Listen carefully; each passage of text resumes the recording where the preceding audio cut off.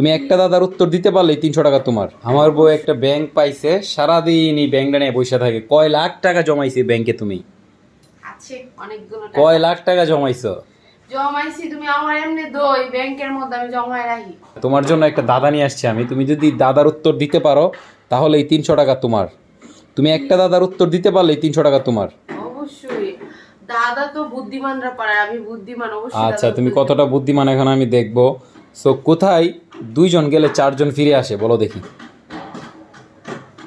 দেবো। টাকাটা তো আমার তো টাকা দিলে তো শেষই। তুমি যদি বলতে পারো তাহলে টাকাটা তোমার।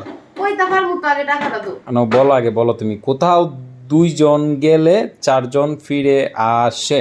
তারা ওয়েট ভাবতেছি, আমি বলতে পারবো।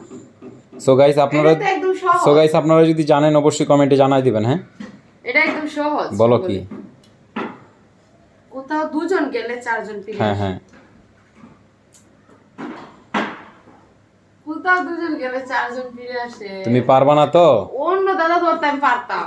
আচ্ছা, যাই হোক, সমস্যা নাই। সো গাইস আপনারা যারা পারেন অবশ্যই কমেন্ট করে জানাই দিবেন। হ্যাঁ, দেখি আমি কার্ডটা সঠিক হয়।